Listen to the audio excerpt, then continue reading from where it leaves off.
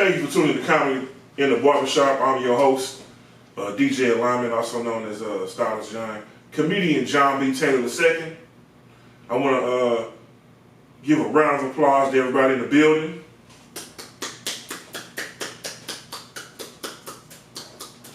I want to thank you all for coming out today on this beautiful day.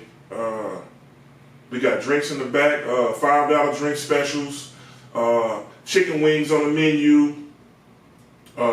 Tip your bartender. Make sure you get you a plate of chicken. It's fire. And also pull your phone out and go to Facebook and look up the group St. Louis Comedians. I want you to join the group. Okay? If you love comedy, I want you to join the group.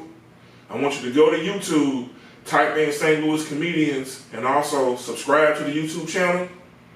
And be on the lookout for some of the funniest comedians in the city of St. Louis.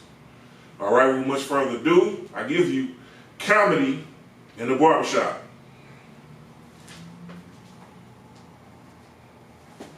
What's up, everybody? How y'all doing today? I see everybody got on blue. Do we got any gangsters in the house? Any gangsters? Okay, yeah, a few in the crowd, all right. Shout out to the blue you wearing. Where you from? Okay. You from St. Louis? Okay, bet. I know you got on that blue and that black. I already know what you is. Where you from? Are you from California? Okay, bet. Yup. What part of Cali? Crenshaw. Oh man, I'm already knowing that you true blue. Where you from? You from Seattle? All right. What part of Seattle? Oh, for real? Oh, man. Okay, so we got some Crips in the house. Shout out to all the Crips. Did y'all know that the word Crip stands for Community Resource and Progress? You know, I was doing some research on Crips.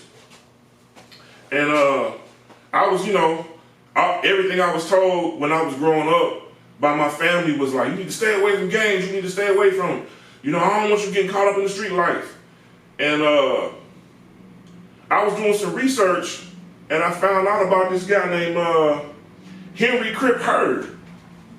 And I was sitting here thinking, I done seen all the little propaganda on street gangs and how you ain't supposed to join one and why you shouldn't. And I seen the video of Henry Crip Hurd, and I was thrown off like, wait a minute, this who started the Crip Walk? Henry Crip Hurd in the 1940s, he was a Harlem dancer, and he was a double amputee. His left arm was amputated and his left leg was amputated. He came out with some crutches. And the name of the film is called The Boarding House Blues. And I'm talking about he came out with the crutch and he was doing this thing. I'm talking about like doing this walk, and then he threw the crutch out to the side. And it dawned on me, I was like, wait a minute, is this who started the Crip gang? A WMPT, and I said, wait a minute, it makes sense, it made perfect sense, which is why he threw up the C. They was Crips, they was crippled. He was an amputee. Did you know that it's over 1.3 billion people that experiences a disability? I'm talking about it's like 1.3 billion people that experience a disability in the world. 1.3, that's a lot of people. Did you know that it's over 17 million people that have cerebral palsy? I'm talking about that's a lot of people with cerebral palsy, and I had a friend when I was in middle school that had cerebral palsy. And the only way that we knew that he had cerebral palsy was because his speech was a little different. And the fact that his speech was a little different and his walk was a little different, that was the only way you knew that he had cerebral palsy. Let me demonstrate. My partner had this arm that we called a chicken wing because his arm couldn't straighten all the way out. And because his arm couldn't straighten all the way out, it was almost like it was stuck to his body. And so then he would also have this walk where he would walk like Frankenstein a little bit when he was trying to walk, and so he would walk with his right leg and his left leg kind of kick over. And so then his speech, his right mouth was a little twisted, like this. And so when he be talking, you kind of got to turn your ear so you can hear him, so that way you get a better understanding of what he's saying. And so when we was hanging out and we was running, he would be running, and so he would be running like this, trying to catch up with us. And I was like, you know, my mama taught me to be respectful to people that have disabilities, you know, and also to be kind and compassionate, and we just treated him like one of our brothers. He was a cool guy. But sometimes when people don't know him, we'll come up to him and, you know, we cool with him. We got names that we call everybody, you know what I'm saying? We call, you know, Chicken Wing, and, you know what I'm saying? We call him Gangster Walk. And the reason why we call him Gangster Walk is because when he would walk, he would have this mean walk where it'd be like, he got the chicken wing here, and his mouth was a little twisted, and then when he would walk, it would be like a little bit of drool come out like, and then when he would walk, he would just, it was smooth too. He would walk slow, and then he would drag that leg behind him. So, I'm working in this barbershop called Prime Time on West Florissant in St. Louis. And I'm a barber. I'm working in the side next to my partner Mike. Mike is a funny guy. Mike looks like Bald Bull from Punch Out. I don't know if y'all never played Punch Out, look up this dude named Bald Bull. That's what Mike looked like. Mike is a light-skinned guy, about yay tall. He's shaped like a bowling pin. He got a belly. He wear his pants on his waist, but it always comes down to his waistline, below his waistline, like he's sagging. And he always wearing fresh gear. Beard sharpened up, and he a cold ass barber. He was one of my partners. And I was working next to him, and we was, you know, politicking, and he liked to laugh, and we was joking, and in walks this dude that reminded me of Gangster Walk. This dude with cerebral palsy walks in with his family. And he walked into the barbershop like, hey, what's up? Everybody was like, hey, everybody in the stop turned around and acknowledged him and was like, hey, what's up? And he walked in, and he went over and sat in one of my other barber friends named Marvin chair.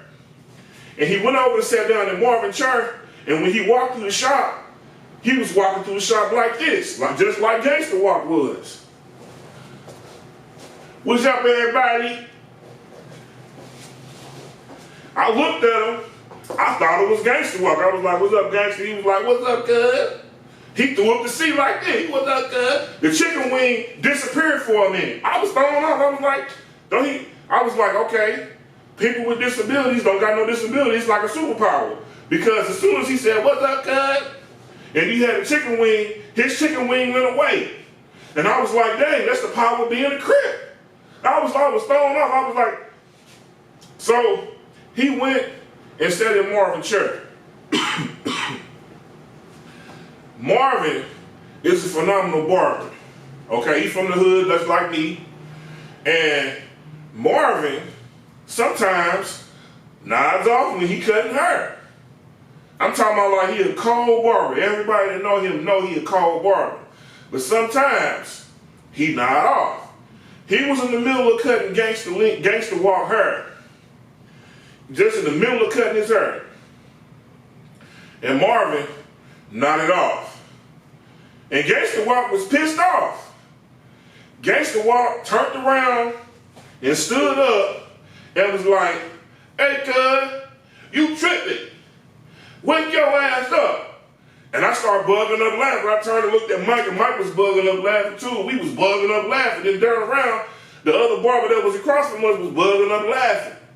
And Marvin was nodded off. I'm talking about like full Michael Jackson nod, like he was one of them zombies, like. And we was like, Marvin. He went, huh? You know, when you work hard, sometimes, you know, you find yourself going to sleep. I really do believe that Marvin is narcoleptic. He gotta have some sort of narcolepsy somewhere. Because how can you be a barber, you cutting heads, and you doing the Michael Jackson lean in the middle of doing a haircut like this motherfucking fade that Marvin was doing was so clean on Gangsta Walk head. It was so clean. I'm talking about like it was like a Boosie fade. It was like, It was airbrush like, And Gangsta Walk got upset with him because it was getting to the top part of his head where when you using clippers, when you get to the top part of the head, when you taking it from a ball fade to a regular fade, you pop on at 1.5 and go against the grain. You know what I'm saying? And then when you go against the grain, you knock the top down, wavelength, and Gangsta lean like this hairline, razor line, he like the lined up, razor line, and then he like with the enhancements, and Marvin fell asleep. I'm talking about like, Marvin, wake up, Marvin, wake up.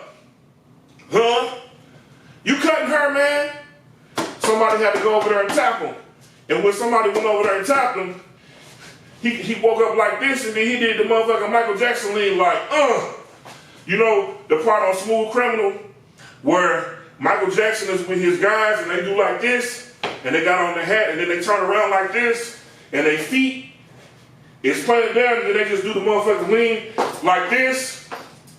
I'm talking about like, Marvin was full lean on like this behind the client in the chair.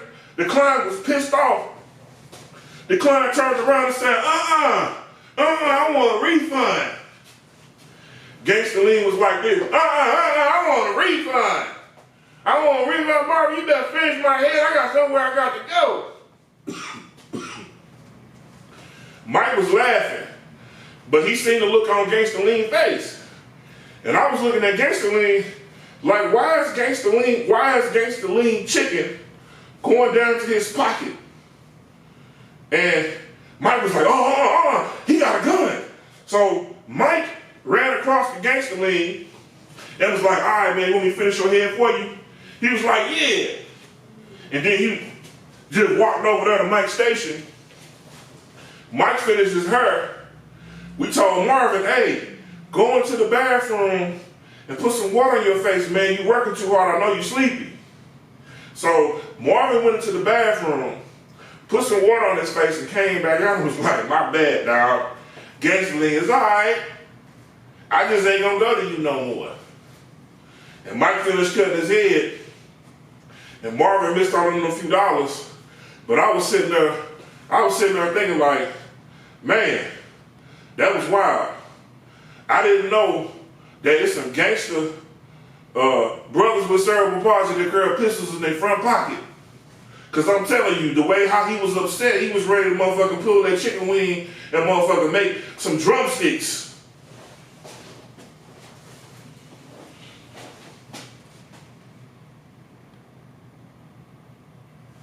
As Gangsta Lean was walking out of the barbershop, this song came on. I don't know if you know the song I'm talking about, but it's an old song from like 1995, 96 called Gangsta Walking. The other barber I work with, he always playing old school music, okay?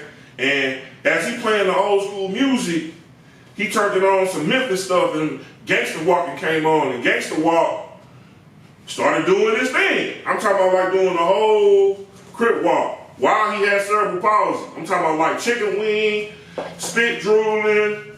He's still looking cool while he do it, just doing the crip walk. I'm talking about like the whole thing. And he throwing up the C while he listened to the song. And I was just baffled about how people that they say have disabilities don't have disabilities but have disabilities. And it just made me sit there and think for a minute like it's 17 million people with disabilities that don't have disabilities but have disabilities. And I was like kind of thrown off for a second. And I was like, man, he must be the life of the party wherever he go, because everybody watching. He was sitting there doing the gangster walk. You know, the song go like this. Dun dun dun dun dun, walking, walking, dun dun dun dun. Keep gangsta walking, dun dun dun dun dun, walking, walking, dun dun dun dun. Keep get busy up. Doom, doom, doom, doom, doom,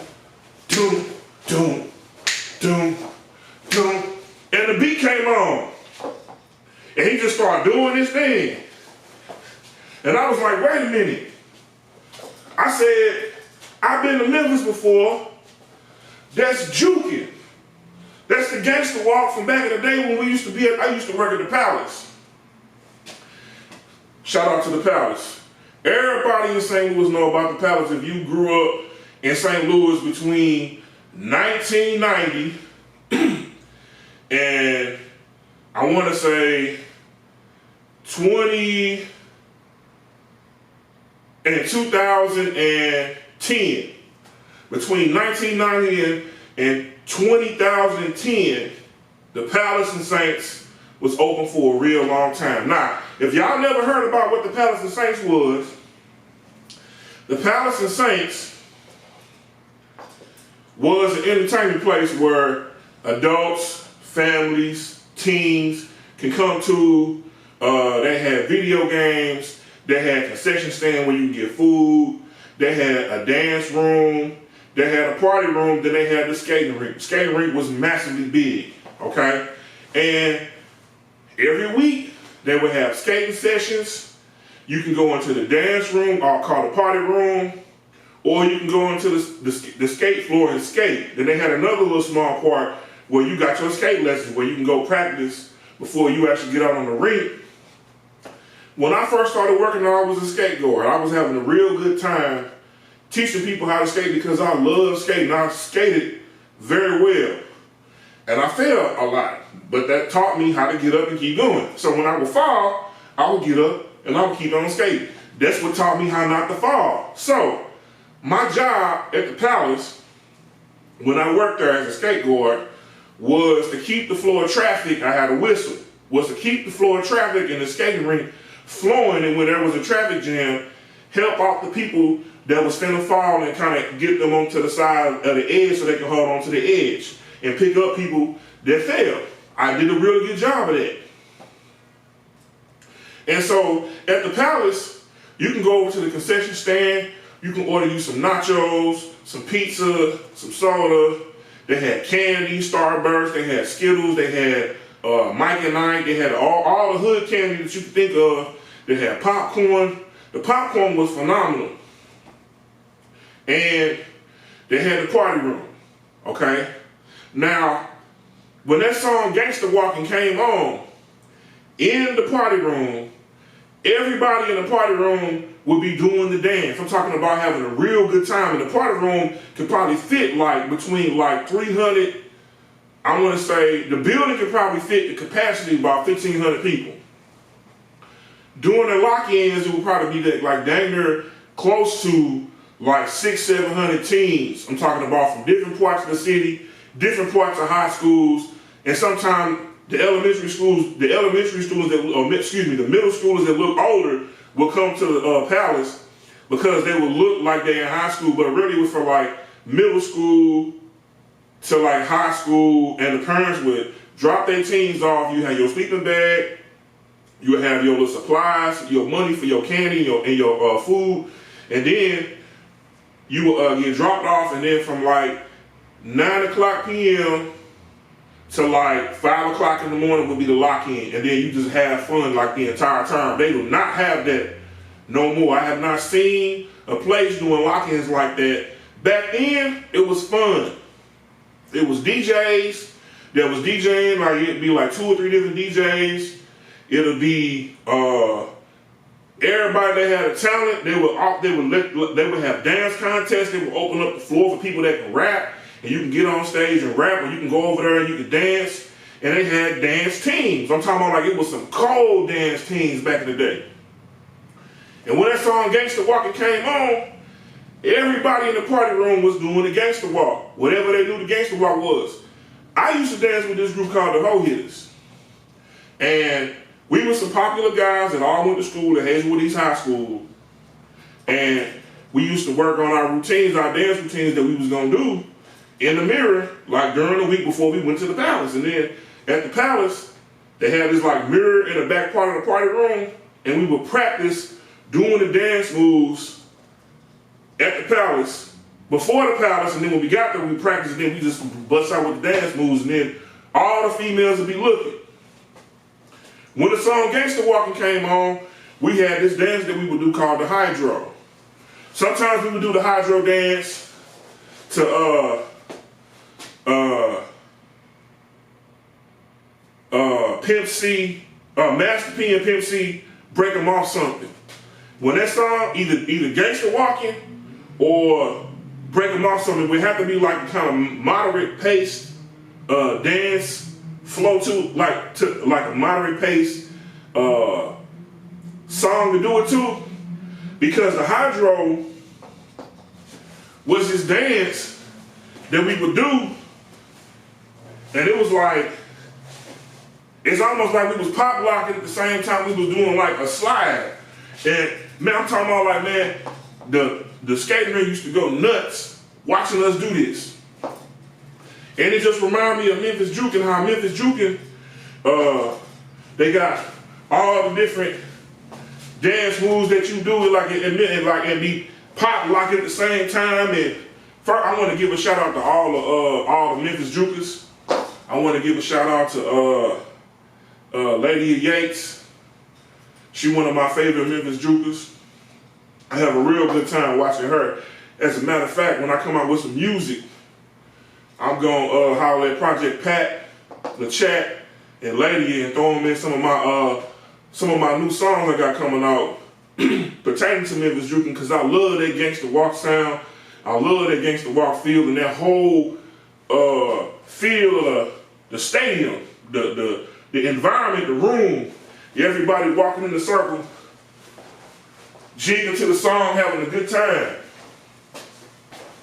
But if you like dancing and you like comedy, I want you to follow me on my social media. The first place I want you to follow me on is St. Louis Comedians. My name is comedian John B. Taylor II. I'm also known as Stylist John in the barber beautician world, and also known as DJ Alignment in the entertainment world. You can follow me on St. Louis Comedians. Join the group. We got a lot of great comedians in St. Louis. Some unheard of, some about to be known. And join the group. If you happen to watch this video and you would like your hair cut, styled, braided, locked, or twisted in, you can reach me on my website, www.stylistjohn.com. I teach classes, I do workshops, I do seminars pertaining to the hair and beauty industry. And if you need a DJ, one that can turn up a party, you can book me from my website. Have a good evening. Thanks for watching. Thanks for following me. And turn up. Barbershop Comedy.